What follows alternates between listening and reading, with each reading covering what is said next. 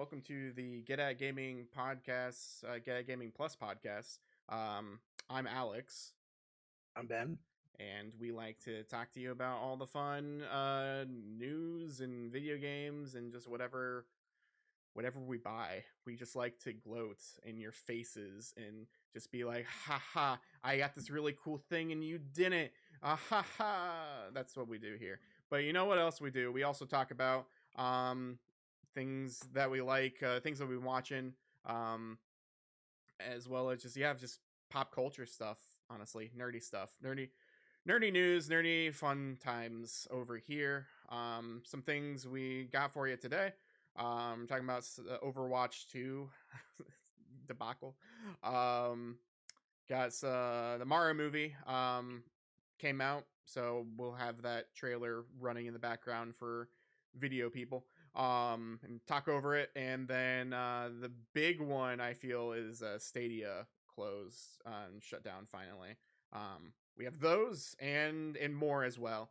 But as I'm going everywhere, if you want to listen to this podcast, you can find us on all sorts of podcast services. If you search for Get At Gaming, and search for that either on Spotify, Apple Podcasts, like iTunes. You can find us on Amazon. Our home base is Anchor, so if you go to anchor.fm /Get At Gaming, if you have an Anchor account, you can go ahead and just leave us a little voicemail there, and we can maybe play you on there if you really want to. I know no one wants to make an Anchor account, but you know what?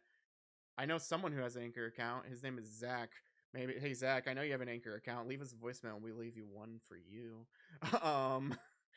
But yeah, if you hate audio, or you, I don't know, just something, if you can't listen to audio is hard for you, don't worry, we have it on YouTube, so you can go to youtube.com /GetAtGaming, and you can find all of the podcasts over there. We are bi-weekly, and so you can find us on Fridays on YouTube and Wednesdays in the morning for the audio episodes. Some things to remind you about: we take a break in the end of the year, so we are recording a bunch of podcasts. So during that time, when we are no longer when we are taking a break, don't worry, we got you covered, and we have episodes coming out weekly until January, second week of January or something like that, and then we'll have a week off, and then we'll come back, and we're still trying to work on it, but we're gonna try to do a cool like live stream event one of those days. Maybe I'll just call off work and we can just do it all day. Actually, that sounds really fun.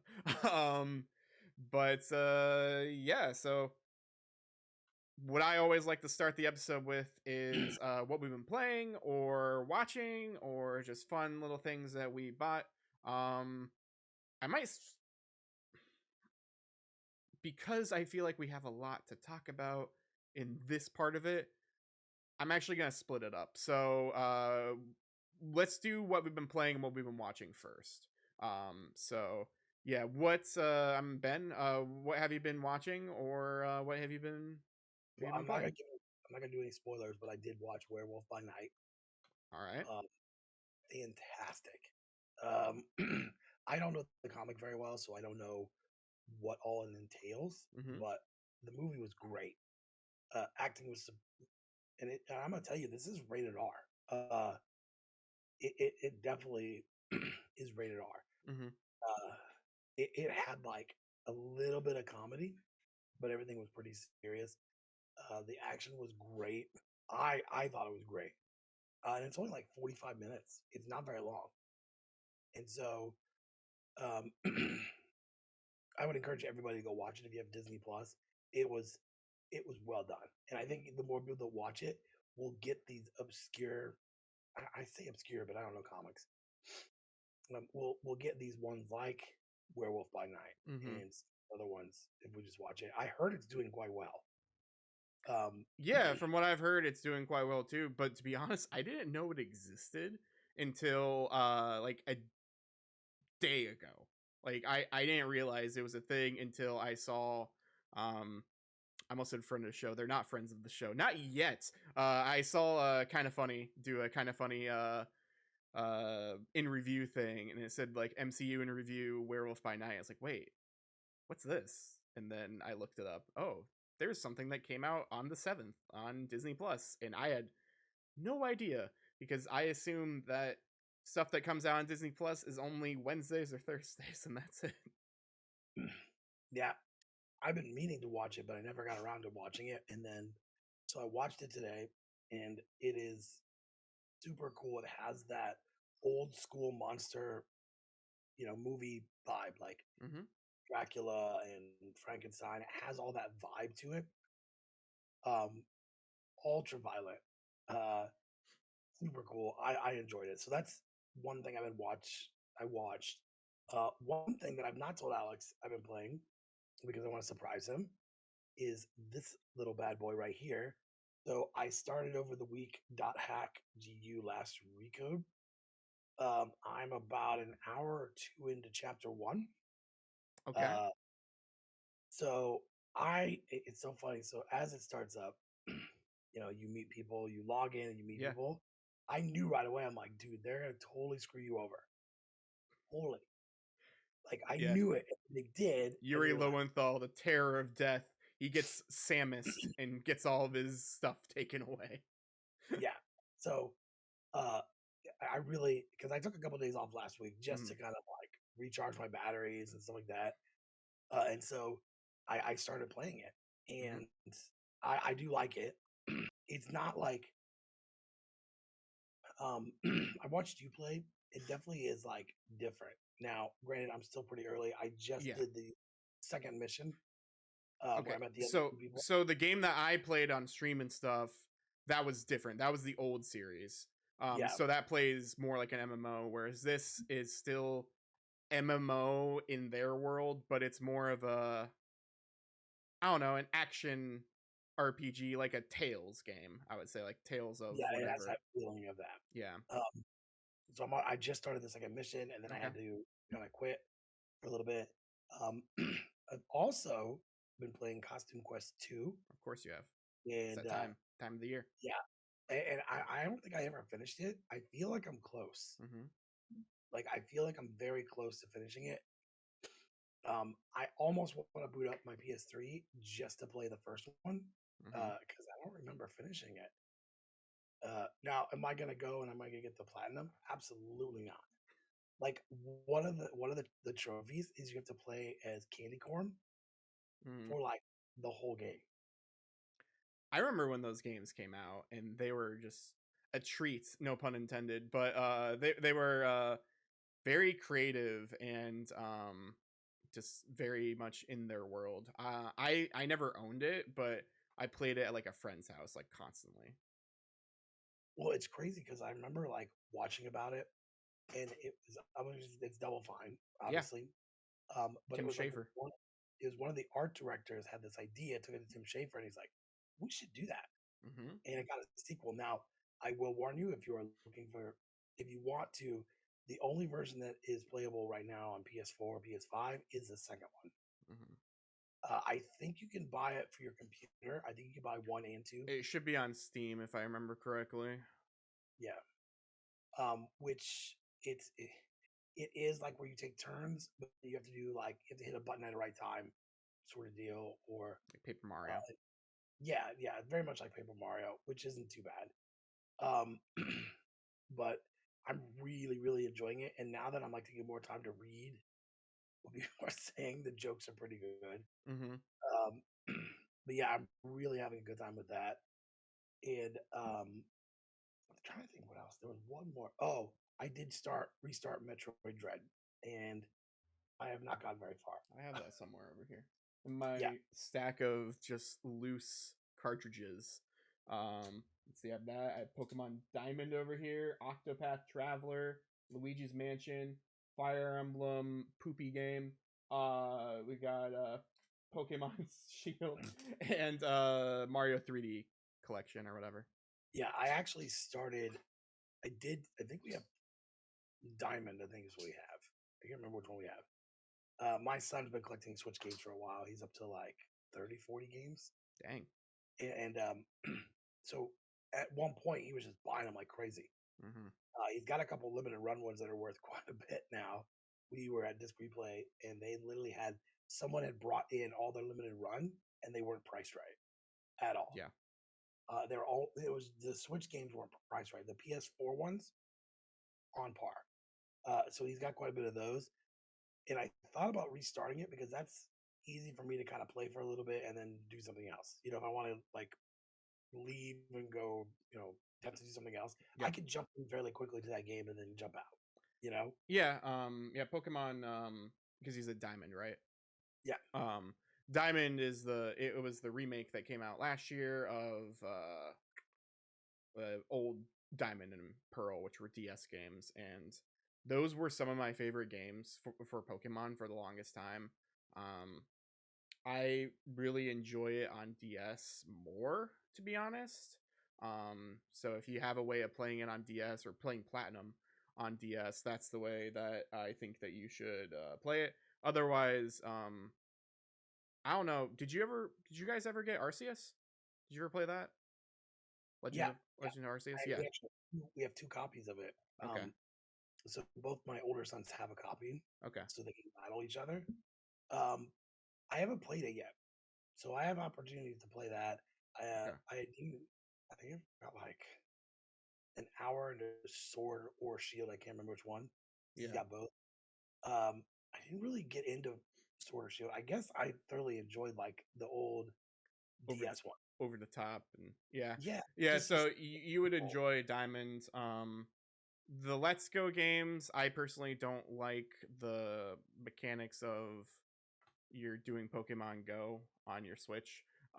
But like otherwise, like it looks pretty. So yeah, you might like something like that. But yeah, Diamond sounds like the way to go for you, or invest in a DS, because I keep seeing DSs on Facebook for $50. So yeah, my son last 2 years ago got a 3DS XL. Yeah. And so it's been sitting in his room. He's like, I'm just waiting. I said, you do realize this is going for like $300 right now, easily. Yeah. I don't even know how much mine's worth, because I have a new 3DS XL that's the gold Majora's Mask one. You probably don't want to look it up. Probably not. I mean, I have it in like it's like I use it, or I used it. It's in one of those clear cases, so like you can see the case, like the design and stuff while you open it up. I saw the box for that too somewhere, so like I have all the stuff that's in it. But yeah, I don't know how much that is. Maybe we'll look it up someday. That is the key, is having the box.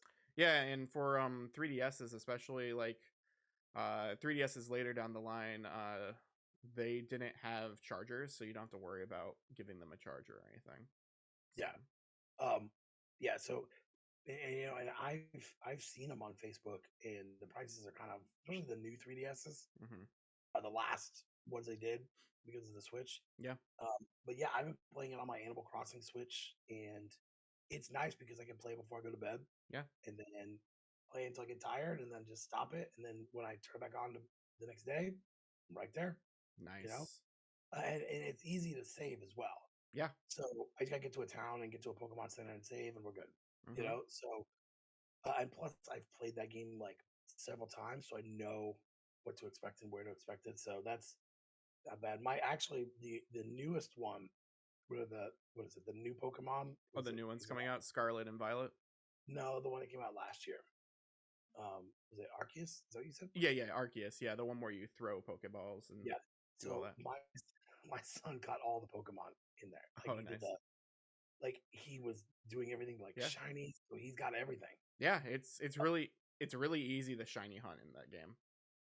I said, how many hours do you have in this? He goes, I don't know, but it's probably not something I want to look at.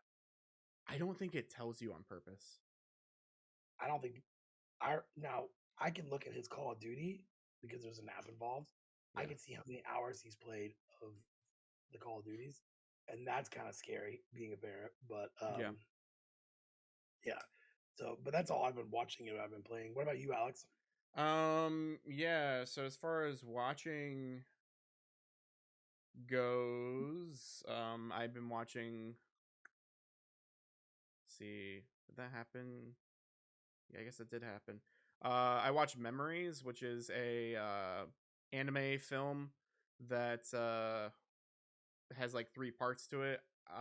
Yeah, I watched that during this break. Yeah. Um, so yeah, we watched that with some friends, and it's very good. At least the first part's very good. Because it's written by Satoshi Kon. So Satoshi Kon is the person who did like Paranoia Agents, if you remember that old like creepy show with like the pink dog that was on Adult Swim at night. Yep, I remember that. I have that on DVD. That should be on Blu-ray now, I believe. It's like there's that. Paprika is one of his movies. Tokyo Godfathers. Um, let's see, Millennium Actress, which is like his best film in my opinion.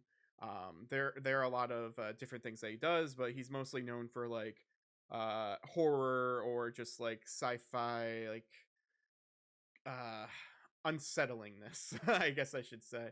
So like the first one, which it's called like Metallic Rose, I believe, is the first movie, or yeah, in this whole collection called Memories.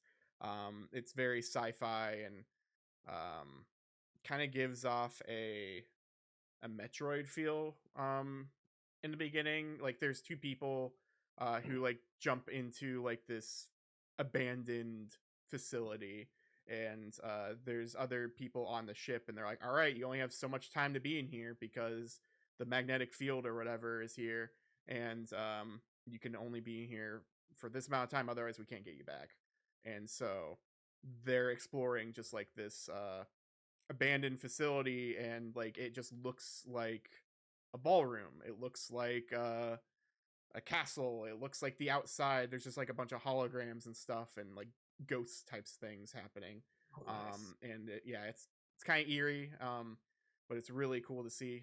The second one in there, I forget exactly what it's called, but it's basically a guy takes a guy who works at like a medical facility, and he seems to be like an intern, and he has a headache, and they're like, oh, why don't you go take this experimental drug that we have, it should be fine for you. And so he takes it, and so it emits he takes it, and he falls asleep, and he wakes up, and everyone's dead in the hospital, in that facility. And you find out like because he took this experimental drug, it was actually like for the government, and it's like a some sort of bioweapon where it emits a gas around him. So like when we first saw, I was like, man, this is gonna be a big old fart joke, and it kind of was. But like, yeah, so like he's just walking around, and just like everyone's dead, and so he has to travel to deliver the medicine to people, to like the government or whatever. But as he's doing that, he keeps meeting up with people, and they just die from like the gas. They just like, oh hey, we'll help you, and then they start choking and just fall off. And it's like really comical because like that's how it's played. It's just like this guy is so naive. He's like, why does everyone keep dying? But um yeah, that one's good. And then the third one is kind of feels like a Russian, I don't know, it kind of gives off Russian vibes or something. Um where it's about this family who lives in this dystopian world where they only exist to be I think it's called like cannon fodder. They only exist to basically support the war, and there's just a bunch of like propaganda and stuff, and like the kid goes to school, and it's just all about war. um and like the father goes to work, and he is setting up the cannon, and they're just shooting a cannon out, and they don't know what they're fighting for anymore. Like that's how like so far into the propaganda that they are, that no one knows like who they're fighting. It's just this town who make just supports a cannon, and just keeps making it go. But this little kid just has a dream of becoming he's like, I don't want to make the canon. I want to be the one who says fire. So like his little dream is to become like the actual like captain of the stuff. And so like it's interesting. It has really weird art style that I didn't vibe with out of the three. Um, but it's definitely worth a watch. It recently came out on Blu-ray on from thanks to like Discotech, those people who always make cool stuff. So they HD'd it, they high-resed it. They even have like an older, if you wanted to, you can watch the old version of it that's not high-resed for those too. So like they give you both options. They're like, do you want this or do you want this? So yeah, I watched that. Been watching She-Hulk still. She-Hulk had a cliffhanger. That was an interesting episode. I don't really want to go into spoilers here, but I'm excited for a finale. Because I'm just curious to see what's gonna happen. There was even a part where she's like, well, nothing can happen, right? Like, what's gonna happen? Like, a Red Hulk gonna show up or something? It's like, oh, really? The Red Hulk, huh? Yeah, I've been watching some of that. Still watching Andor. I've been keeping up with that now. The show is a lot better because it's past that pilot 3 episodes, in my opinion. However, I'm still not enjoying it. We've not gone back and watched it after the first episode. I guess I'm just not heavily invested in the character. So, because you're big into Star Wars or just in general, I think you should watch the 3 episodes as a whole, or at least finish the other 2, because that really is one pilot. And at the end of the 3rd episode, spoilers kind of, he like finally gets out of that situation and he's now doing stuff. So like it's very as much a here's where he started from, here's why he's running away, to now he's off helping rebellion before he was really like a good rebel. So there's that, and there's also like other characters from previous things, even like Mon Mothma is in it. And so like there's like 3 the problem with this show, good and bad, there's like 4 different plots happening. And so like you just like see these people doing things, now you see these people doing things, and now you see these, and it's just confusing and it doesn't make sense. But like when I see people like Mon Mothma or certain other people, I'm like, oh, this is actually interesting. We're seeing like political stuff, we're seeing the Senate, we're seeing I don't know, trouble at home, I guess. But yeah, there's it gets interesting at certain times. But I'm really upset that they, unless they prove me wrong, I'm really upset that they wasted 2 seasons on this.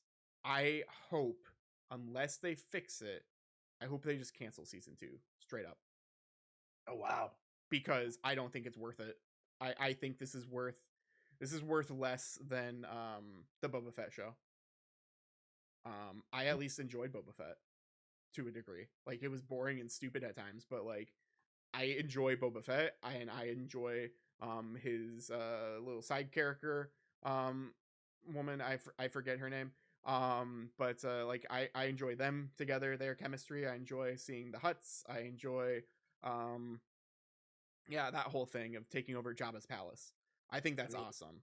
He wrote, spoilers I should say, yeah, at the end, yeah, he wrote a Rancor. Yeah, so, exactly, because they had a Rancor, and that was awesome. Yeah, I think that's my biggest problem. And the thing is we don't know where Boba Fett is now. Mm-hmm. We don't. Like, this is setting up after this, but Andor, my problem is if you've watched Rogue One, you know what happens to him, right? So then it's over. Yeah, and that's the thing. And so I'm hoping that they just use him as a plot device to see other people, because I don't really care about him. But if we see, this is a bad example, but if we see like the Bad Batch or something around him, that'd be really cool.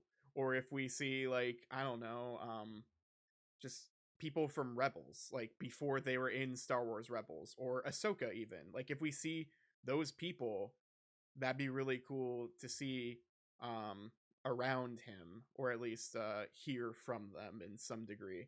But Yeah. we're not gonna get that. I feel the most we're gonna get are just people who exist already in Rogue One, like Mon Mothma. I doubt we're gonna get Mads Mikkelsen at all. I don't think he's gonna be in this. He's too busy. I don't know, doing some other movie probably.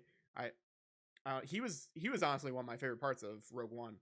But yeah, I don't think he probably sees this as worth it. So yeah, I watched that. I'm trying to think of other things I've really watched.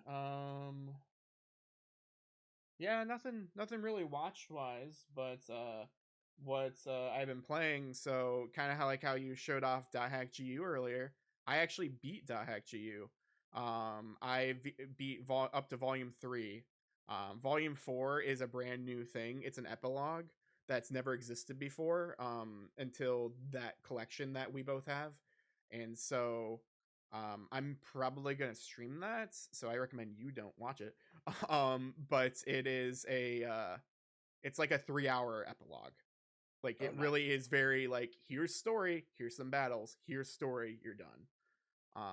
And it's like a year and a half later after the events. Like you're trying to fix something that happened at the very end of the game. But yeah, I enjoyed volume 3 a lot. It heavily referenced the original Dot Hack series.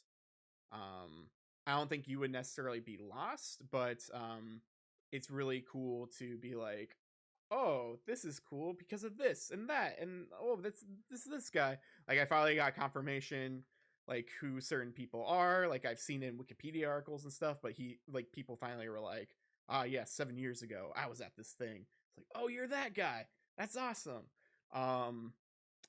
Because I really liked the original series a lot, and I think that this game series GU does really good things. It really does focus more on story, which is really cool. But overall, I think it's a little weaker than the original series. But it's mostly because of Yuri Lowenthal, Mr. Emo Haseo, just being like, "Get away from me! I hate people. Why are they about to bother? I don't want to deal with Syllabus and Gaspard. I'm not level 1. I'm level 100 and something." But man, like once he like opens up, like in like volume 2 or something, he starts to become more friendly, and then you see all your other characters and stuff. It's a fun time. I love Syllabus and Gaspard because those are the first two people who you probably met. So Gaspard's like the big like furry creature who's like pink. Yep. He's voiced by the original voice actor who did Teddy in Persona 4. Oh, nice. So like yeah, I forget that guy's name, but like yeah, you can really tell because it's just the same exact voice. But yeah, so yeah, Syllabus and Gaspard are my bros. They're really cool, and then later you'll meet people like Kuhn and stuff like that. And Kuhn is really cool because he's not spoilers really. I don't know if you met Kuhn yet. He has the blue hair. He's voiced by Johnny Young Bosch. So like Ichigo. But he is a character. He's the guy who was in a coma in the Liminality series. So like those DVDs that came with my old things, like where we had like a watch party for. He was like the girl was trying to save him. So like that's really cool world building right there. It's like, oh, this guy still exists and he's still playing in the world. That's weird, but okay. But yeah, there's just a lot of cool world building stuff like that. So yeah, I plan on playing that eventually. But otherwise, I started up Dot Hack Link last night on my PSP. So I installed that, and it's still going. I mean, it's my PSP is like on sleep mode or whatever.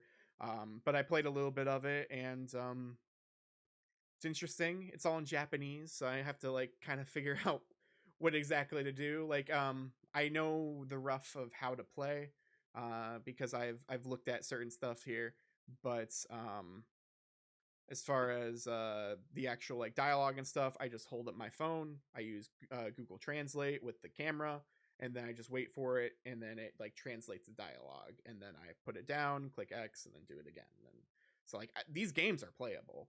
It's just a matter of it's a little cumbersome.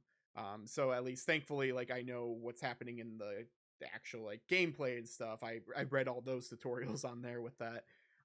But when it comes to the actual like um actual cutscenes and stuff, thankfully there's text, so I should be able to read it and understand it. There is a patch online, like if you go and like uh do it through emulator, you can play it in English that way, but I own the collector's edition for my PSP, so I thought I should just play it on PSP. um but yeah, that's pretty much all I've really been playing and watching. So, um, yeah, I guess let's go ahead and go to next hidden trophies. So let's just go into it. Man, we wasted not wasted. We talked a lot. 30 minutes already about just what we've been playing, what we've been watching.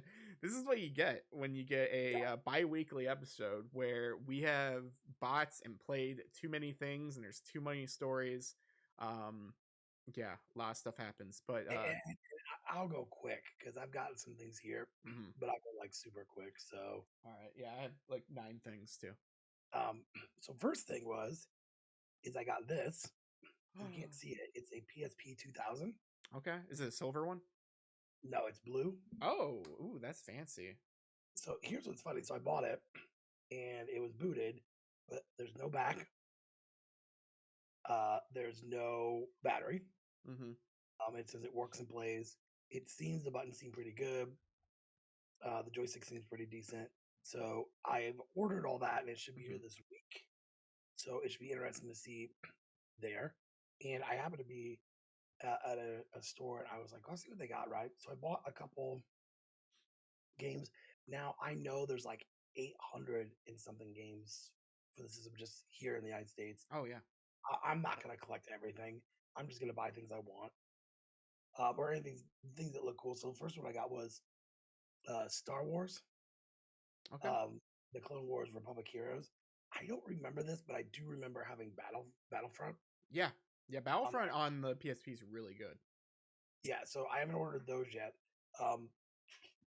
I do have some on order now, so next time we probably go, I'll be able to have some of those. Mm-hmm. Some of them are Japanese. Okay.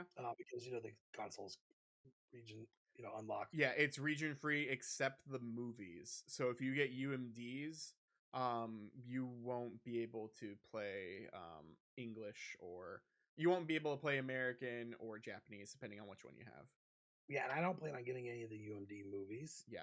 With the TV shows because they're just not for half that stuff is I can download it from my phone from like other things. Although, like, I don't know, like some of those movies, like it might be cheaper to buy a UMD, like buy Clerks that way or something, I because mean, some of these things are expensive.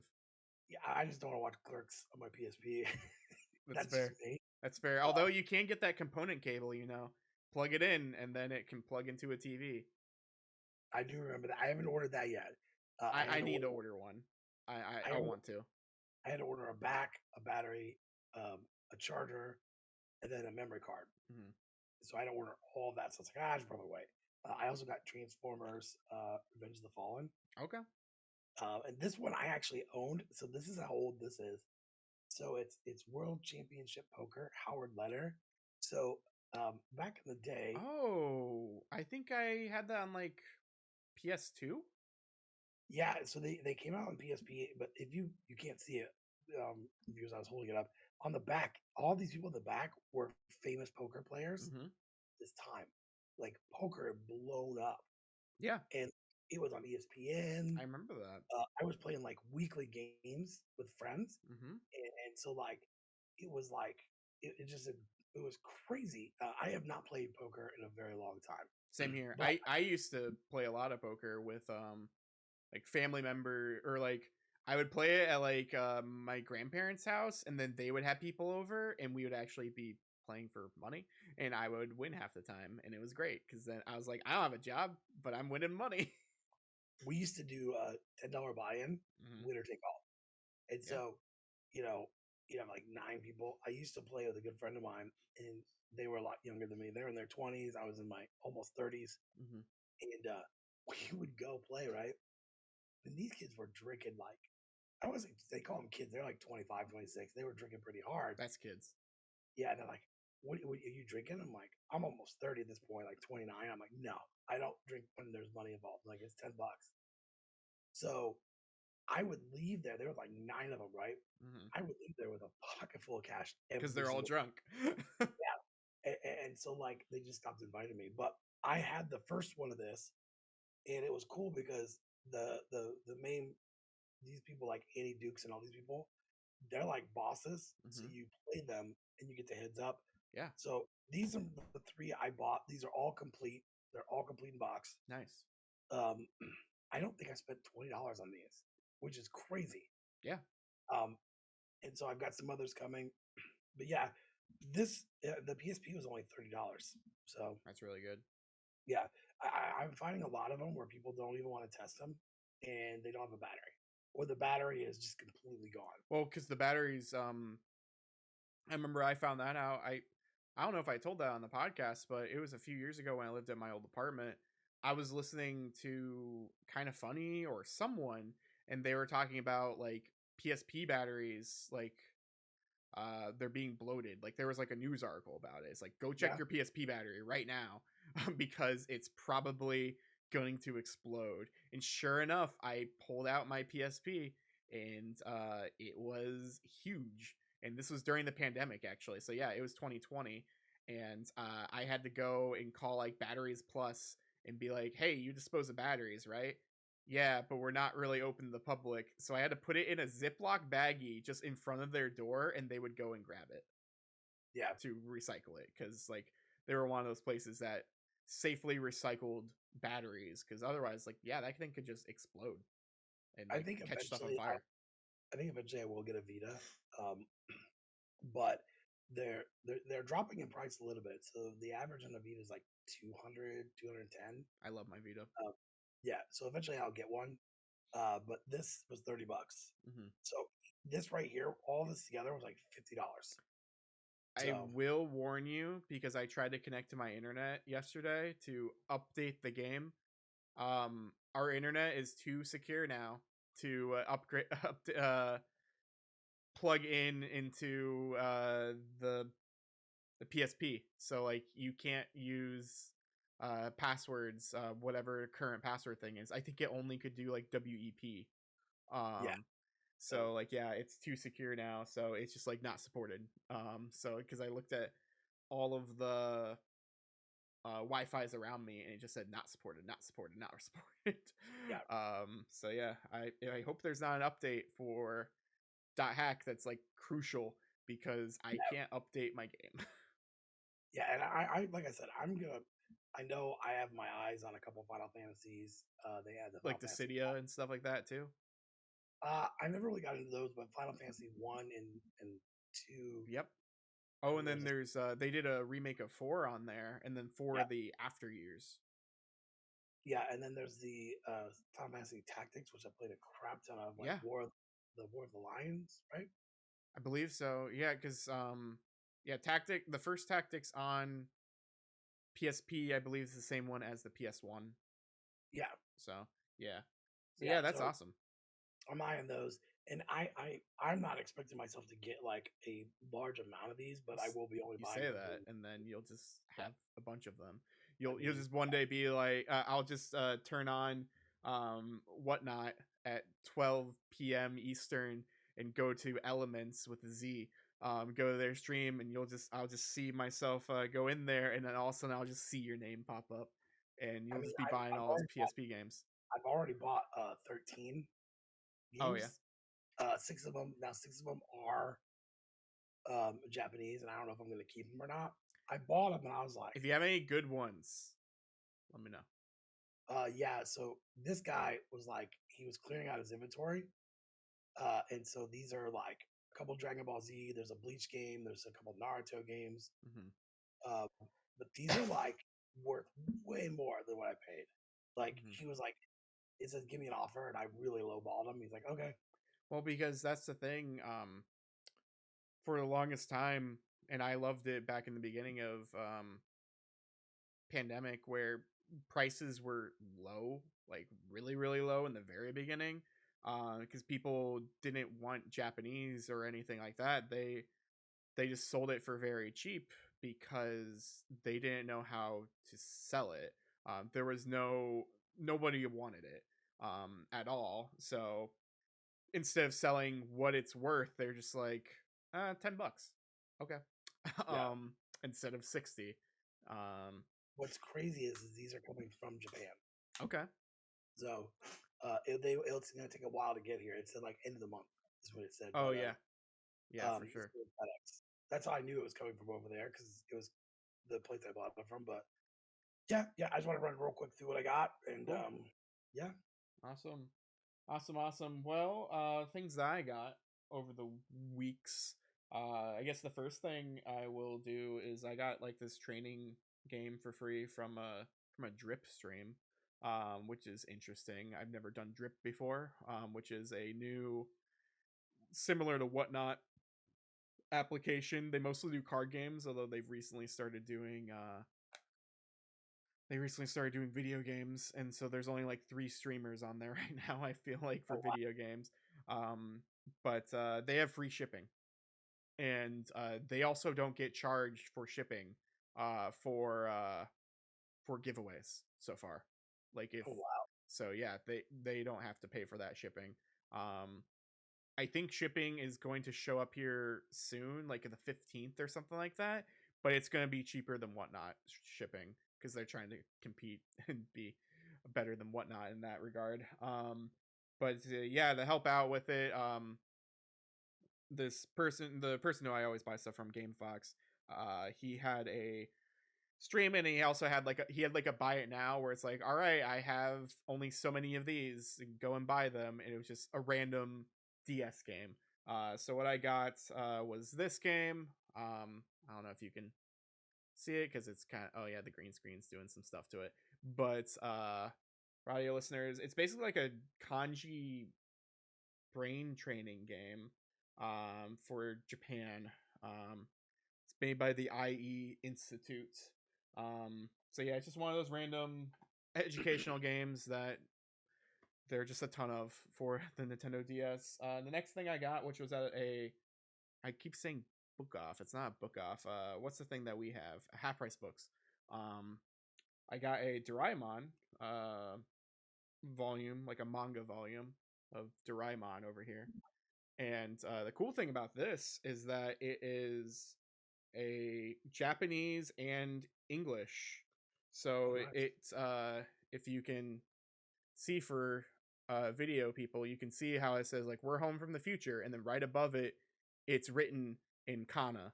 So like you can learn how to read and like what stuff says, or if like, you're not too confident in what it is, like you can read this and just switch between the two. Or yeah, it's really cool to see this because they're Shoga Kukan English comics, so they're just in both like simple English and in simple Japanese. So um cool stuff to learn. um the next stuff I got here, I'll go by quick, is a disgusting copy of Evangelion. I bought it for $1. It is a patchy slot game, so pachinko for PS2. It is a very disgusting box, and it is also like broken on the top, so I'm gonna need to get a Oh, replacement for nice. that. I have Dot Hack 1 and 2, the best version. I don't know if I showed this off at one point. I forget, but it has 1 and 2 in here, as well as the manuals for that. I got Taiko no Tatsujin. It doesn't have a manual, but it's the Wii Taiko drum game. Oh, nice. And like when I look at the back of it, it has like a Naruto song. It has Dragon Soul from Dragon Ball Z Kai. So I think that's pretty cool. There's other stuff in it as well. More whatnot stuff. I got Ryoga Gotoku HD 1 and 2. So it's Yakuza 1 and 2. Japanese. This isn't Kiwami. This is before they did the Kiwami remakes, they did 1 and 2 like just HD'd, and they did it for PS3 and they did it for Wii U, I believe, in Japan. So got that. I got this thing which is called The Record of Pipo Saru War, and it is a monkey Ape Escape game for PSP. It is not complete. It doesn't have the manual, but I got this for like $7. And then the other two things I got is the first Xbox game I have bought for my Series X Xbox, which is oh wow, the green screen, Super Monkey Ball Banana Mania, and it's an Xbox Series X game technically. But I got it for $10 at a disc replay, and that game is like $30-$40 new. So yeah, I played some of that, and it's fine. I'm kind of glad I spent $10 on it because I'm not good at Monkey Ball. The last thing that I bought does not have any subtitles, unfortunately, but it is a Japanese copy of Dot Hack GU Trilogy, the movie version of those 3 games. So it is Blu-ray. The version that we got that is English only came out on DVD. So the only way you can get Blu-ray is from them. I paid $30 for it because I was like, when am I ever gonna see this again? It was at a disc replay. So I was like, you know what? I collect Japanese Dot Hack stuff. Sure, I'll just pay for it. And I turn it on and I put it in there just to see, because I was like, it doesn't say that there are subtitles, but half the time there are English subtitles on Japanese Blu-rays, and there weren't. But you can still play this in our region because our Blu-ray region is the same as Japan. So all Japanese Blu-rays just play on our systems and stuff. So it looks pretty. Maybe someday I'll get a real one and watch it like an English version, but it's just cool to have. The interesting thing though with GU Trilogy, which are basically just like the cutscenes but like redone, they don't quite align with the games. Like they change stuff. Like it's very interesting. Like they change like certain story beats, how things happen. And I believe the ending's different. Just for some reason. So I think it goes more along the lines of like what the manga or like the novel do, because every single version of Dot Hack, like each like thing, like whether it's GU or regular, like each series just has their own story and own version, but it's roughly the same thing. It's just like, here's a new character that you've never seen before, that kind of stuff. But anyway, try to go through that really fast, but man, we have already been going for like 50 minutes just talking about all of our stuff. I think what we should probably do, I don't know of what you say. I think maybe we should go on a break right now and then reconvene and just try to go through the stories here in a bit. But I think that's good. A good idea. I think so. Yeah, I think so. So yeah, we'll go ahead and go on a quick break here, and we will talk to you soon. Now go ahead and listen to Ben's lovely voice tell you about our sponsor. Hi, Ben from the Get At It Gaming Podcast, here to talk a little bit about Anchor. If you've not heard of Anchor, it's the easiest way to make a podcast. Let me explain. It's free. There are creation tools that allow you to record and edit your podcast right from your phone or your computer. Anchor will also distribute your podcast for you, so it can be heard on Spotify and Apple Podcasts and many more. You can even make money from your podcast with no minimum listenership. It's everything you need to make a podcast all in one place. Download the free Anchor app or go to anchor.fm to get started. Hello, welcome back. I hope you enjoyed Ben's lovely voice. I've listened to that ad a couple times because I had to add it to the YouTube video. And man, you had your old mic and it pops, but like in a good way. Hi, I'm Ben from Get At Gaming, and I'm here to tell you about Sprint. As you can see, Sprint is the leading leading provider for. I'm doing. There's an episode of The Simpsons where it's like, "Hey, I'm Mark Hamill, and I'm here not to talk about Star Wars. I'm here to talk about Sprint." So that's what I was doing. Just anyone that's listening, I am very cheap in rates, just so you know. So yeah, I mean, honestly, like that sounds still really good. I'm shocked that we got that kind of quality with our old setup. Yeah, we should probably re-record that at some point, but I still like it. I still like it really good. Yeah, and I think it works. It stands the test of time. That one there, I tell you what. I'll tell you what, indeed. But anyway, besides just talking about Ben's awesome voice, we are a news podcast occasionally, so let's go ahead and talk about some news. So the first item on the docket for today is some Overwatch stuff, and I will say, because we're running a little bit longer, we did cut out a news story, so if I hinted at it earlier in the beginning, I apologize. It's no longer happening. I don't think I did, so I think it's a secret. So you don't know, only Ben and I know. We're not telling. So next episode, dang, I'm already somewhere else. I'm another planet. That's what's happened to me today. But this story here, Overwatch 2. So this comes from IGN, by Logan Plant. Overwatch 2. Blizzard scrapping a phone number requirement for majority of players because this happened earlier and Blizzard has now updated the situation for the most part. So originally there was an SMS protect system implemented into this, and also I didn't put a story about it, but it's going to happen in a new Call of Duty as well.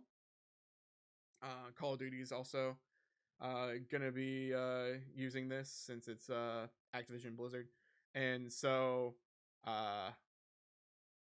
basically what it is it's a protect system, so you have to verify your phone number to stop cheating. So you can't verify multiple numbers. I mean, you can't verify your account with another number again, because your number will be caught and it'll say like, hey, you're cheating. So that's a problem in the first place, because like, what if you have to change phone numbers for some reason, and then you get a new phone number and whoops, your new phone number was actually flagged for cheating. Whoops, that's weird. And so this SMS thing is, again, just trying to stop cheating and disruptive behaviors from players. It's still going to remain effect for those people making brand new accounts for Battle.net. So the quote is, accounts that were not connected to Battle.net as well as new accounts will still have to meet SMS protect requirements, which helps ensure we're protecting our community against cheating. If a player is caught engaging in disruptive behavior, their account may be banned whether they have a new account or not. They said we'll make further adjustments in this area if it is required. The biggest problem with this SMS thing, which happened in the very beginning of this whole thing, is that basically the SMS protect policy hurts people who do pay-as-you-go plan or certain. Wow, man, I talked about Sprint earlier, and you know what? It actually it's working. Nice segue, me. And so like yeah, so things like Cricket Wireless or other things that are not actual big name companies your phone number doesn't count because it's not protected because it's a burner phone in their eyes. Um, so that's hurt a lot of people. And what happened was, yeah, it was like starting October 4th, all players across all platforms, including consoles, are required to have a phone number to attach to their Battle.net account at the launch of Overwatch 2. The same phone number cannot be used on multiple accounts at the same time, and the player can't use the same phone number to create multiple accounts. A phone number can only be used once when making a new account, and certain types of numbers, including prepaid and VoIP, cannot be used for SMS Protect. And yeah, people got angry because Twitter, especially, um, was saying it was classist. And it Yeah. kind of is because like prepaid phone plans have existed for a long time for people who can't afford normal like phones, like the big ones like the AT&T, Sprint, Verizon, T-Mobile, like those kinds. They can't afford those necessarily, so they rather pay for what they use, and I applaud them for that. I think you should just pay for what you need and pay as you go. That and It's a smart way of fiscally saving money. And yeah, apparently Overwatch and like Blizzard and all that don't think so, and it flags you, and you can't use that. You can't use like Google Phone or anything like that, or the Google VoIP stuff, because that's not a real phone number technically. It's an IP address that just like can pretend to be different numbers. Yeah, there's a lot of stuff happening with this. What's your opinion on this part? And it's not just this. So Blizzard kind of shot themselves in the foot with this one. Number one, the public outcry has been really huge, Mm-hmm. um, and they backed down on it pretty quickly. Kind of. Uh, kind of.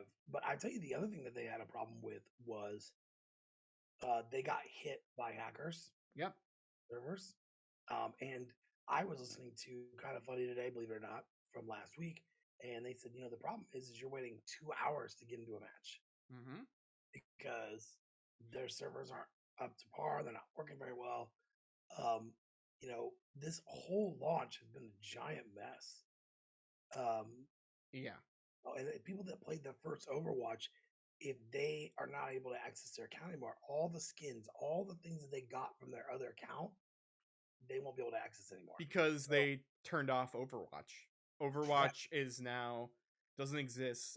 There are pictures and stuff online of like they're being pennied out at GameStops. They're labeled as field destroy, which means you're supposed to go into the back and rip up the cases and just break the discs and throw them away. yeah, Because they are a key to get into Overwatch 2 on your console, but Overwatch 2 is a free to play game. So yeah, there's no real reason to have it anymore. yeah. I think this is another reason why I think Microsoft needs to take over sooner than later. Mm-hmm. Um, and if they do this with Call of Duty, it's going to be a shit show. I mean, excuse my language, but it will be because Overwatch has such a huge following. Mm-hmm. Um, Call of Duty has a just as large, if not bigger, following. You Yeah. cannot have these times where you can't get on the server. When I was listening to Kind of Funny, what they were doing was they would play certain times because they knew over in Europe people were not playing. Yeah, for sure. I did hear though, like this is how.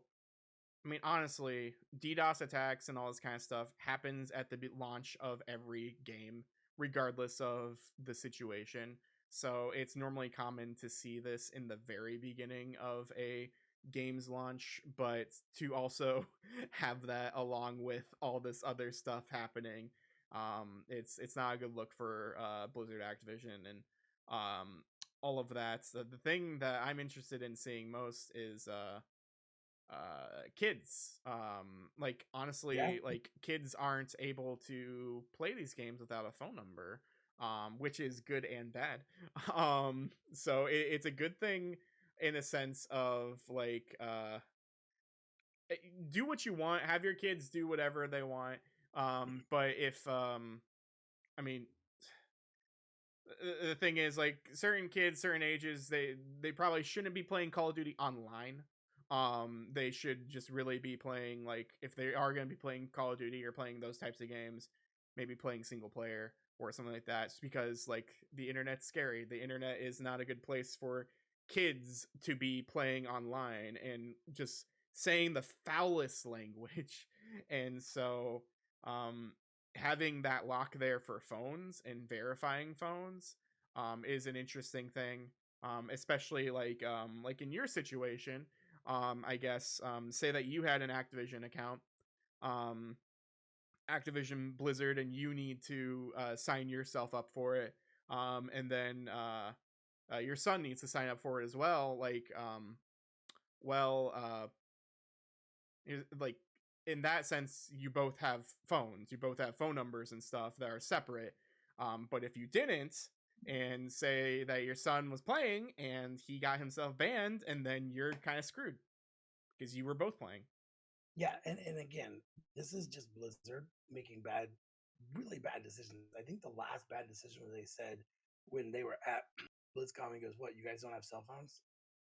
I mean, yeah, so yes, that was brought up again, where it's Obviously, like, yeah, you don't have cell phones, you don't have an AT&T phone. Where come on, that's yeah. So essentially what they're asking. again, Microsoft needs to take this acquisition and be done with it Yeah. because um, it needs to be like better at launches. And when Microsoft takes over, they're going to it's gonna be crazy. First off, probably Kodak is gone. He's gone, and he knows it. Yeah. But they're gonna come in. They're gonna be like, okay, so everything you guys have done in the last year that we bought you guys has been total trash. Yeah. Okay, you guys get. I think, to be honest, I feel like this company feels like they are like the top dog and they can do no wrong and it's whatever. Yes, you had World of Warcraft, you have Overwatch, you have some very large titles, but at some point, when is the shenanigans going to be done? You know, if it's not one thing, it's another. Hmm. Uh, so I'm waiting for Microsoft to take over, and then all this stuff is done. And Yeah. you know what? I don't like it when people lose their jobs, but they're going to fire people. Oh, for sure. You know, it does not look good as a company coming in because Phil Spencer's like, God, what are they doing? Hmm. You know, everyone has crazy stuff that happens during a launch. I get that. Hmm. But when you purposely make it harder for your core people to actually get into a game or to sign up, I mean, all you're doing is hurting your numbers. Yeah. And it being free to play, you need to make the money back in purchases, which no one's going to do. I was reading several things online, and some of the comments I was reading where people were like, "We should just literally have a day where we just don't play Overwatch Hmm. 2." And to get the company to listen. And if that got out and it really did happen, and you had a mass number of people that didn't play, that would not be good for them at all, For at all. sure. But this goes as an example. I think other companies that are doing things, hopefully Activision's like, hey, we can't do that. We Hmm. can't do that. But again, until Microsoft takes over, I think you're going to see really piss poor decisions just like this Yeah. here. So, and you said it real quick. They know they're going to get hit with these hackers. They should have been more prepared. This is not a new thing that happens. My parents thought I was tricking them when we got what we get? What I get? An Xbox One. I got an Xbox One, like the original Xbox One, around Christmas time, and or before Christmas or whatever. And I had to convince my mom. I was like, "Hey, they are planning a DDoS attack," because it was in the news. They were like, "Hey, there's a DDoS attack planned for Christmas. This thing is a brick until you plug it in and have it update. So here's my proposal. We should just open it now. I can update it. It can do its thing and be connected to the internet, and then we can just put it back and we won't open it until Christmas." And I was able to do that. And thankfully, I didn't have a bad time. but I also don't think there was a DDoS attack that year. But there was supposed to be. Like there was like a Right, bunch of right. stuff about it in the news. In the previous year, I remember that there was a DDoS attack for one of the systems, but thankfully I already had the system, so it wasn't really affecting me. Um, I feel like with Blizzard, I should talk to them like I talk to my toddlers. And so, if Blizzard, if you're watching right now, can we please make better decisions? Was this a good decision? No, no. I hate saying it, but yeah. this is just, and this, and it's not just them and Activision. This has been like the last couple of years of just making horrific comments or decisions. Actually, here I want to do something really quick. Can you talk to Blizzard again? Here you go. Have the one. Yes, Blizzard, are we making good decisions? Is this a good decision? I mean, let's sit there and really think about, is this a good decision? This is gold. Maybe what would you do better with your time? I love it. I forgot that I have these for audio listeners. I'm just messing around and I can move us back and forth, back and forth, back and forth, and do this. It's fun. But anyway, besides messing around with stuff, this almost makes me just as mad as James Cameron like putting out Avatar every other week. So here's the thing: we were out in Indy over the weekend, and we were about done with our stuff, and then we were just right beside a movie theater. I was like, "Hey, maybe we should go see Avatar." Oh, do not. And I was like, maybe I shouldn't tell Ben about this, but maybe we'll go see Avatar because it's in real 3D, and this is like a nice movie theater in Indy too. So like it might actually be worth it a little bit, and we had some time to kill. We did not see it, but instead we got chocolate cake shakes from Portillo's. But you know what? If we support James Cameron in this, great films like Avengers Endgame and No Way Home can't have that number one spot. That's why he's doing it, because he's a prick. That's a prick move. I've only seen that movie once, and I never bought it on Blu-ray or DVD or anything. And I only saw it once in theaters. I barely remember that movie. So that's the thing. If you want to watch the copy, watch it on Disney Plus. It's yeah. Yeah. It's gonna get to the point where it's like Fast and Furious of like, why are you making these? Stop. You were in space the last movie. What now? Yeah. But anyway, let's go ahead and talk about the next story here really quick. So the next story is Horizon Zero Dawn PS5 remaster reportedly in the works alongside a multiplayer game. Horizon Zero Dawn, for context, came out in 2017 on PS4. Wow. And this is by Adam Bankhurst and IGN. Remaster of 2017's Horizon Zero Dawn is reportedly in the works for PS5 alongside a brand new multiplayer game for PS5 and PC, as reported by VGC and MP First. Last of Us Part 1 remake, which is previously asked if that was worth its $70 price tag in just 9 years after its release, looks to be soon joined by an updated version of Aloy's first adventure on PS4. It isn't 100% clear as to if this will be a full remake like Last of Us Part 1 or just a remaster, but some of the details make it seem like it's treading towards more towards the latter.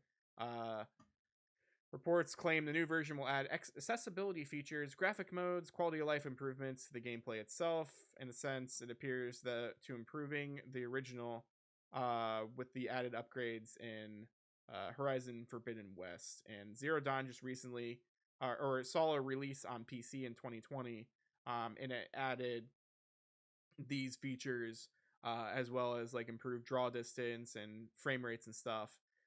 But that wasn't necessarily a remaster according to them, whereas now they're talking about how it actually is a remaster. So it's interesting to see this because the article goes ahead and talks some more about how Last of Us Part 1 is coming out really, I feel, because there's a TV show. And then Horizon is getting a Netflix series TV show. So yeah, that's why they're making new IP for new SKUs for these games for new people to buy and spend money on.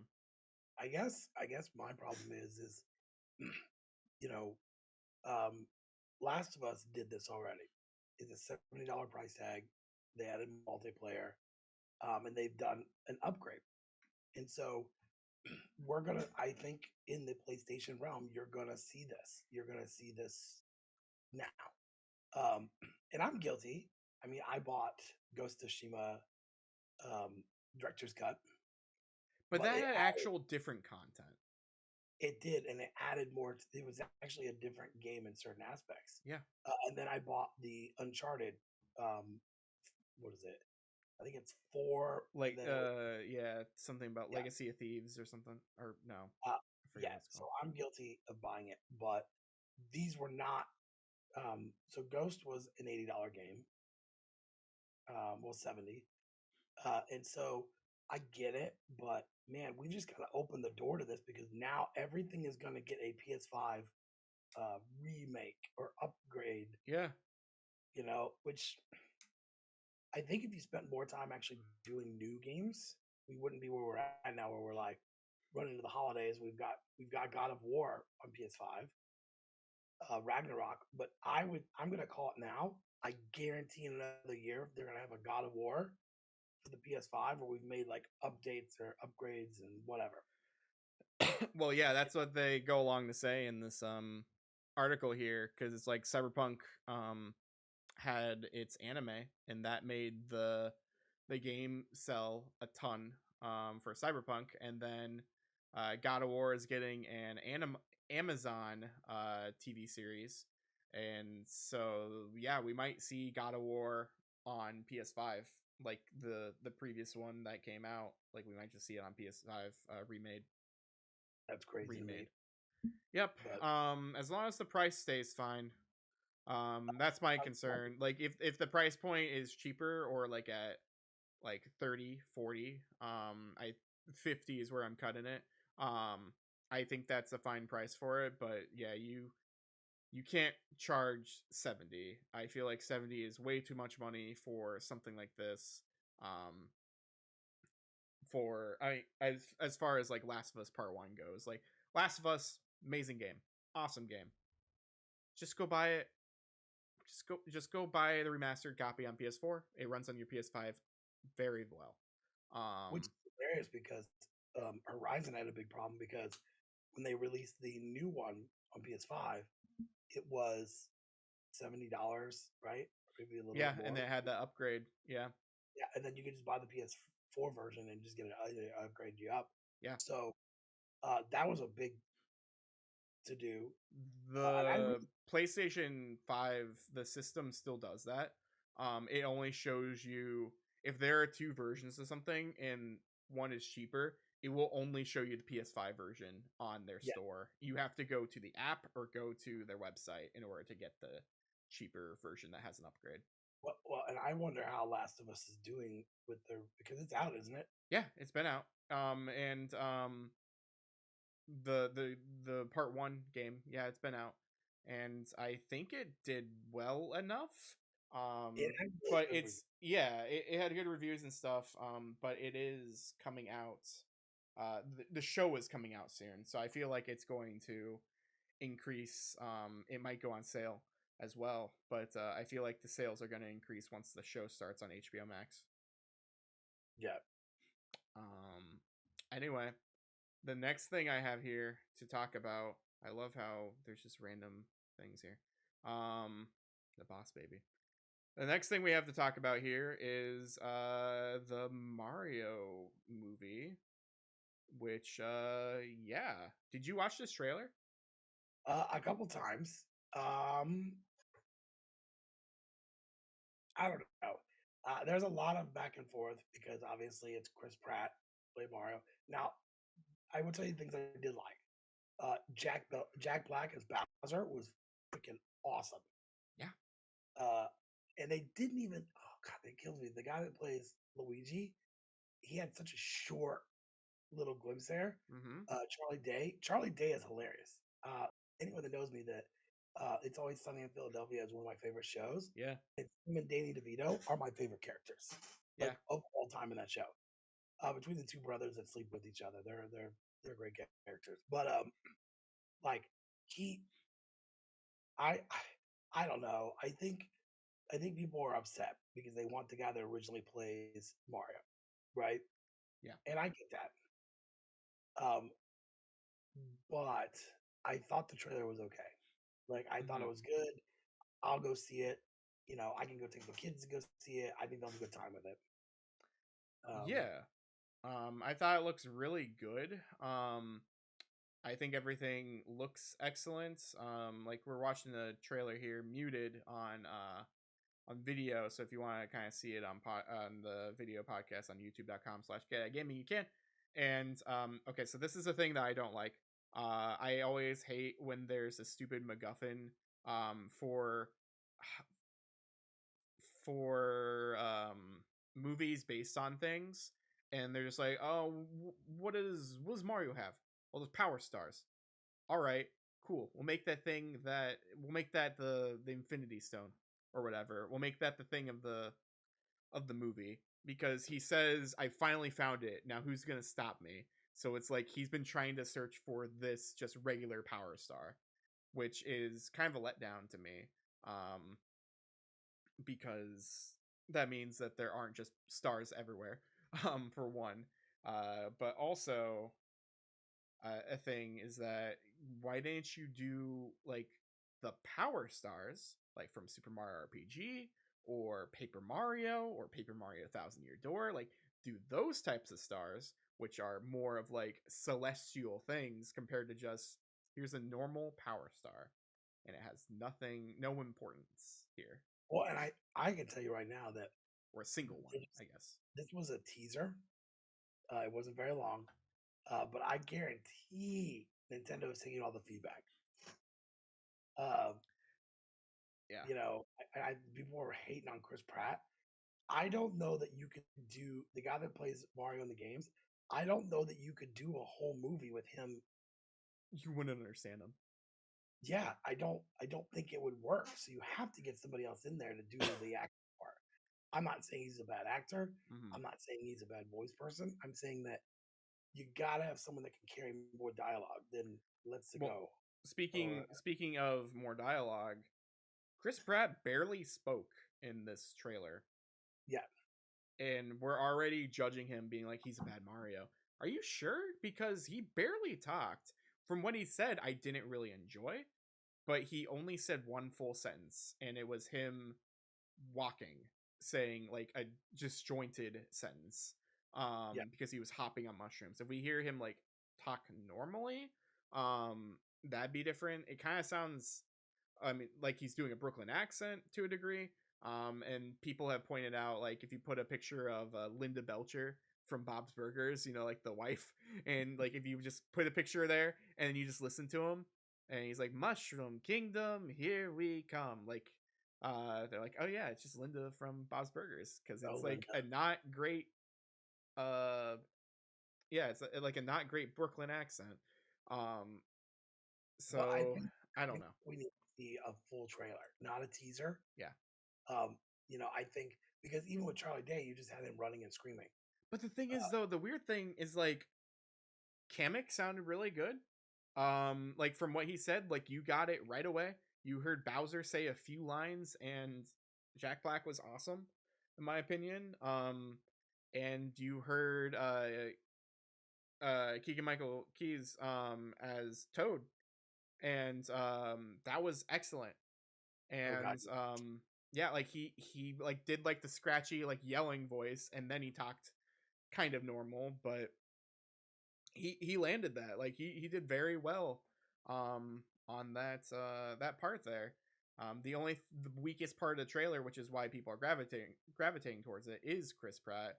And if you watch the Nintendo Direct, that was the weakest part of the little interview part too, because yeah, he yeah. didn't know what he was talking about, and he was like, "Yeah, I spent all my days stomping on Koopas," and like it's like he almost said turtles or something. He's like, maybe I shouldn't say turtles, but everyone just complains about that particular interview, and they should, because it sounds like he just doesn't care. He's in this for the paycheck, and he hyped up his own voice because he said this is unlike any. The Mario voice is unlike anything you've ever heard in the Mushroom Kingdom, and Okay, like, I'm gonna defend him, and you're not gonna agree with me on this, but I seem to remember somebody else that said that this technology is going to be the best technology you will ever see in your entire life. You will never see anything like it. And his name is James Cameron. So, uh, and we saw one trailer for his movie, the new Avatar, and I'm like, okay, so it looks like a CG Avatar movie. Yeah. I didn't see anything that looked different. Now the game they're working on is total piss water. Oh yeah. That that game is gonna bomb Mm-hmm. so fast. I really want to see a full trailer where there's more dialogue. That's what I want. Yeah. It's so hard to judge what's been happening here. Yeah. Now, Chris Pratt, I my biggest thing is like if you're gonna do a movie, you need to do the homework. You need to see who Mario is. You have to if you don't know the games, they're so easy to come by. Mm-hmm. You know, you could. I mean, God, who didn't play Mario at some point in their life? You know what I mean? Mm-hmm. A Mario game at some point. Yeah, But and he probably has played a Mario at a point, but he kind of talked like in that little interview thing. He's like, "Yeah, I played Mario for several years, so he hasn't played it all the time. He doesn't have time for video games. He doesn't play Mario. So he doesn't know the character. Um, right, the thing that I hate the most about this in general, the situation, is people saying that entitled people, because again, we still don't know. We still don't know with this trailer. We don't know how he actually sounds. We don't know if this was just like two pieces of dialogue that just were not great. So maybe they are going to re-record it. But like as far as like the rest of the movie goes, yeah, when we see a real trailer, then we can actually decide and complain for the most part. But people are already treating this like the Sonic movie, and people are like, well, if we bullied Sega into making Sonic look good, so let's bully Nintendo to make Chris Pratt not Mario. And I think that's a horrible outlook on this. I think that the Sonic movie for the better was changed, but it was more of passionate people being like, this isn't Sonic, you need to change this, please just change this. Whereas like now the thing is like, nope, it's Chris Pratt, I hate Chris Pratt, this is stupid, get Chris Pratt out of here, he sucks, he's horrible. I mean, say what you will about Chris Pratt, but like I still don't know. We don't know yet. And until we do, yeah, then you can actually say something. Right when we now, we just have two lines.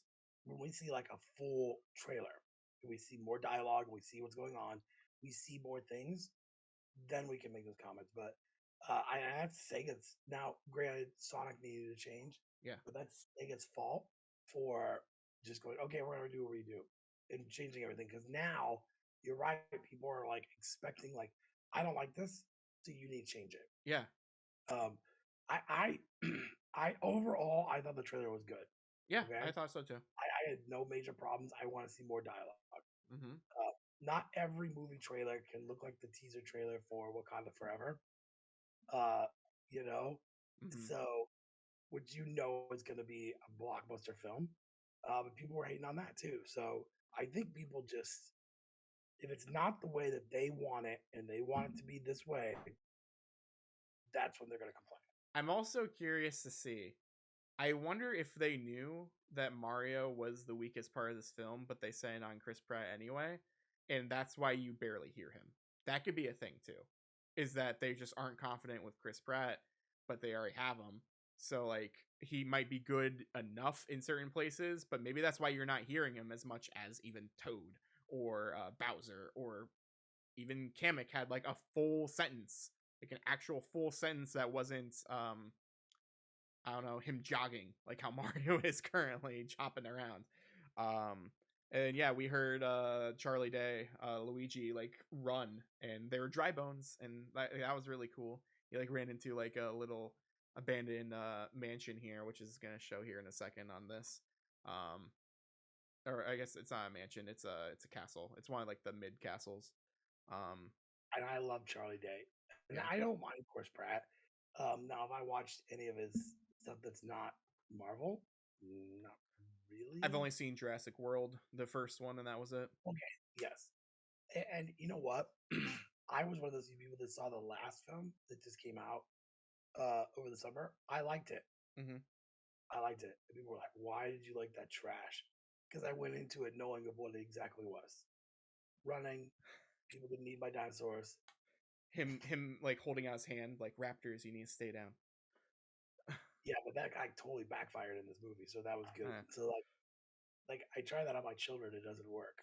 Um, uh, yeah. but like I think what we need to do is we need to see a full trailer. Which when's this movie come out? April, right? Yeah, I think April or something. We'll see one next year. The beginning of the year, we'll see another trailer.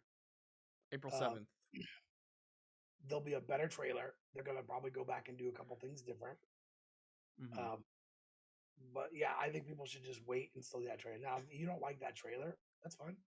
Um, don't go see the movie and don't support it, and that will get that message across. Yeah. You know, Yeah, uh, for sure. Colin all the time, Colin Moriarty and Greg all the time says, vote with your wallet. Yep.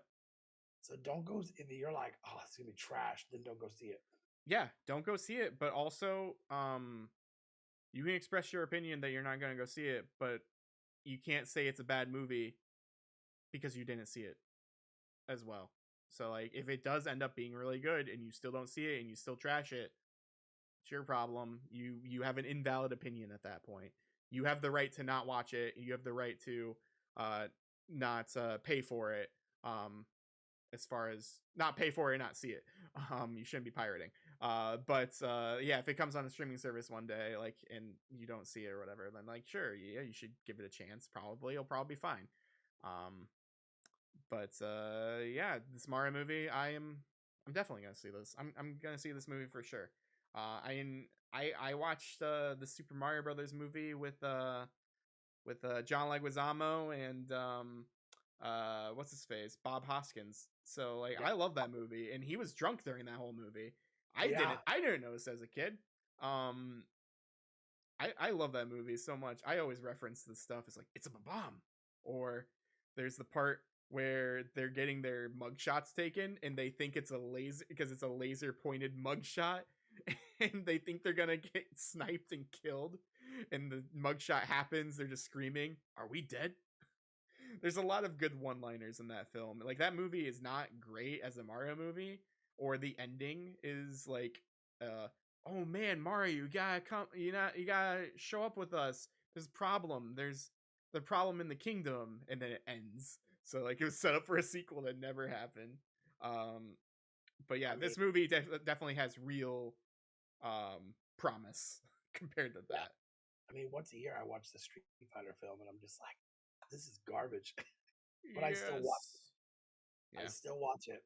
I think it's hilarious that Guile, being the All American, has a Brussels accent. That's hilarious. Yeah. He's Yeah, supposed to the be American. old movies like that, man. Like it's cool to see that we're finally getting actual good video game movies finally with Sonic. I mean, we've had good OVAs and stuff. Like the Sonic movie that's animated is really good. I don't know if you've ever seen that. It's from like 97. It's like 3 episodes in one. But it's a very good film. Um, but yeah, it's just cool to see this kind of stuff. So I'm looking forward to it. Oh yeah, Um, definitely. last thing we're just going to talk about really quick because there's not really much to say. Google is shutting down Stadia, its cloud gaming service. Google announced, this is by Matt Kim of IGN. Google has announced it's winding down Stadia video game streaming service and will shut down January 18th, 2023. In a new blog, they revealed that Stadia hasn't gained the traction with users that we expected. As a result, the company has made the difficult decision, quotes, to begin winding down the service. Google will be refunding users who purchase either hardware or games from Google and Stadia. We're grateful to the dedicated Stadia players that have been with us from the start. We'll be refunding all Stadia hardware purchases made through the Google Store and all game and add-on content purchases made through the Stadia Store. Players will still be able to access their game library and play until January 18th. Google has a ton of money, so this is really cool to see them actually pay it forward and give everyone refunds on their bricks. Because like Ouya and stuff didn't do that when it was a paperweight at the end. Well, and I feel like all 6 people are gonna be like, "Oh my god, thank God I get my money There's back." more than 6 people, Yeah, but I think, yeah. I mean, I remember seeing them a couple years back when they were like showing like, "Oh, we're gonna go from the phone to the TV to a computer and a trash computer." Yeah. The idea was great. The problem was is the controller was junk. Um, it just didn't work. I remember when Steam did that, where they were like, "Oh, we got the Steam TV, and then we got the Steam Link, controller." yeah. Yes. Oh, it did not work well. Mhm. So, but they are doing something that most companies do not do, and they're going to give you refunds. That's insane. That is millions and millions of dollars. I wonder if Amazon is going to cancel their Luna, and if they would do the same. Probably not. They probably won't give you a refund. They're not going But to do that. it's always funny to see, like, whenever Stadia first came out, the immediate response was, how long is this going to last? Because Google has a tendency of and a track record of stopping services just regardless of how good or bad they are. They just like won't continue a service. um like I don't think they're doing Google Glass anymore, if I remember correctly. No, Like you can't really buy any of those. There might be like a really expensive dead kit sale, but like they don't really officially do that. There's some website, I forget what it's called, but there's a website where you can see basically I found out about it today. I feel like I heard about it at one point though. There's a website where it basically just shows all of the projects that Google has ever started and ended. And it's just like a huge list of all these services and things that Google has just abandoned, and well, it's and just I will really tell funny to you, see. like, I think this is going to be a chain. I think Luna's next. I remember, I don't remember this. So I got an invite to try out Luna before it came out. Hmm. And I'm like, "Oh, well, that's great. They want me to do it and they want me to stream it. Perfect." We were doing the podcast. Hmm. No, I had to buy the controller. Then I had to buy their games. And that's how they wanted me to go out there and show the world like how great this is. And I'm like, yeah, I don't really trust that that's going to be the You're best thing ever. basically a Miko investor at that point, essentially. Yeah, I mean, I listen to Pat and Ian, so yeah. Um, God, yeah, I wish they would have called me and been like, "Oh yeah, we want you to invest in this. It'd be a great idea." I'm like, "Yeah, I'm good." But anyway, I think at least here's the thing: is like there's no company out there that is like thinking of other people. Oh yeah. And so the fact that they're doing this is kind of like throws my mind off of like, why are you doing this? Like, what? But in the same token, I feel like, hey, we can go back and we can do this. We've made some money off of it. I don't even know how many people they had on Stadia or playing Stadia, but I don't think it was a large amount. I think if you were in the millions and millions, you wouldn't have got this. I can tell you I that. believe that Kojima was working on a exclusive game for Stadia at one point, and then that got canceled because of this. So like yeah, there are a lot of things. I know Stadia costs Google a lot of money because in order to keep stuff on Stadia or like day one or whatever before other things, like they paid millions of dollars to have like GTA or whatever, like something like big on there, like Red Dead Redemption 2 I remember was on there. And yeah, they paid a ton to just have that stuff immediately. And the biggest problem with Stadia was that they always said, yeah, I can do up to 4K. No one ever got 4K. No No one one. ever did. And if you did, it'd be very laggy because you're focusing more on visuals than frame rate. Yeah, I mean, like I said, the idea was there. It was a good idea. Um, it just was not like even from launch, it was like this is not going to go long. And I think the hardest part is when you try to do a video game service and you're trying to compete with the big dogs, the top three. Nintendo, Sony, and Xbox. Mm-hmm. It's very difficult to break into that community and be able to do well because Xbox Game Pass, I can play games on my phone. Oh yeah, yeah. I played Banjo Kazooie on my phone before, and it runs really, really well on Wi-Fi or even just cellular service. Like it runs really well, and that's really shocking. I mean, even like Sony, they're kind of getting theirs done, and theirs is going to run well. Yeah. You can't bring something that's along those lines and be able to think you're going to compete with them. So it's sad. I know that there are some people that play it. My guess is it's less than 100,000. Mm-hmm. And so that's why I think they're getting a refund. I think if you'd have been in the millions, there'd have been no refunds. You'd have gotten a credit for the Google store to buy God only knows what. Yeah, but exactly. Go buy yourself a Google phone at that point. I wonder how many people like invested so much money into Stadia and now they just have like a receipt of just, I'm assuming, like you said, maybe they're giving them Google Play money as a refund.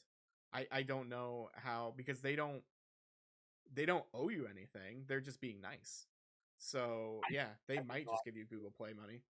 I wouldn't be surprised if you just didn't get any full refund. But again, I don't think there's enough people to make a dent in their money. Yeah. Now, if you invested, that money's gone. I mean, you're not going to get that money back. You're not going to get your full investment back. It's like the people that invest with the Amico and like when they do these updates and they're like, oh, we're doing this now. We're trying to do this. Dude, that money is gone. Yep. It's gone. And they used it to pay their people to keep them like the head people. So, unfortunately, if you invested in Google Stadia, you're not getting that money back. But yeah, for sure. I always hate when like a service is done. But it was like it was dead on arrival. Oh, it really was, especially just because of how much it costs, and like there wasn't really an explanation in the very beginning. It's like, so I'm paying for a service, but I have to pay for the games too? What? This doesn't make sense. Because you thought it'd be like Game Pass, because like Game Pass I think just came out around the time when Stadia came out, and Game Pass was very good about their marketing and all that. And their price was better. Their price was better. Yeah, for sure. But anyway, yeah, I think we should probably end this show here really quick. But really quick before we end the show, I'd like to say I don't have a thing for it. But Persona 3 Portable and Persona 4 Golden are coming out July 16th, I think. Or no, not July. Whoops. January 16th of 2023. And yeah, so that you can play that on all your consoles. I believe it's coming to Switch and PS4 and Xbox One Game Pass for those. And then PC, so like Windows Store for Persona 4 Golden, since it's already on Steam.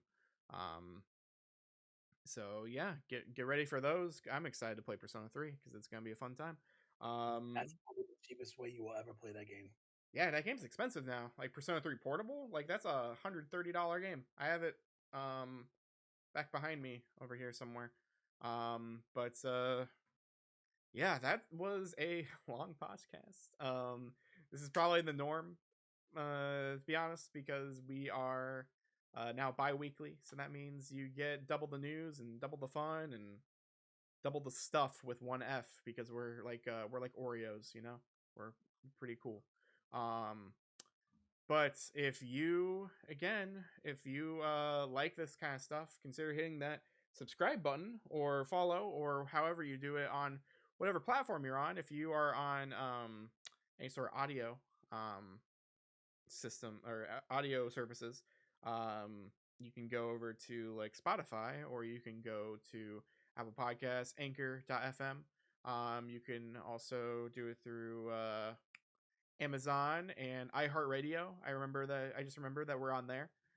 So yeah, we're on a bunch of different places there. Go find us on Wednesdays is when these drop. And if you want to listen or see our beautiful faces or ugly faces, you decide. I'm gonna make a Twitter poll. Are we ugly? Are we beautiful? Um, and see like the actual visual things that we show off, like when we show off all the cool things that we buy. You can go to youtube.com/getatgaming and find us there. If I am not lazy, or if I'm having a good time with editing, you'll see cool timestamps, and you will also see those on Fridays generally. I don't know, not OBS. Adobe Premiere is weird. Like sometimes it just gets stuck, so I have to like run it like 3 times, and it's not a fun time. And then yeah, you may get your episode on Friday, you may not, but whatever. We have the audio versions that come out Wednesdays, so that's the most important part to us, to be honest. But yeah, I know this is empty, but I thought you had someone for a shout of the week, if I remember correctly. Maybe not. Don't. Okay. This week, but Oh, yeah, I got one. So we have been recording stuff in the future, or I guess in the past for the future. And one of our guests is going to be on there. We'll hype it up once it comes there. But we're going to be having our shout of the week being a friend of the show, Michaela, aka gluten-free_waifu. Gluten-free waifu.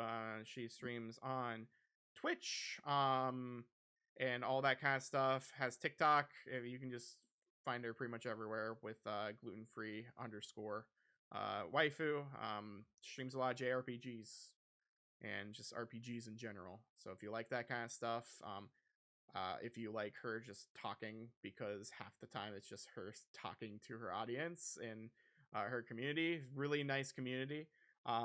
She gets distracted. She's playing like Kingdom Hearts 2, Xenoblade Chronicles, Resident Evil 2. There's a bunch of different stuff that she's playing currently, but yeah, go ahead and give her a follow, give her a subscribe, whatever you need to do on any of those sort of services. And yeah, help someone out over there. Anyway, again, you can find us in all those cool places that we talked about earlier. We will see you in a couple weeks because we are bi-weekly.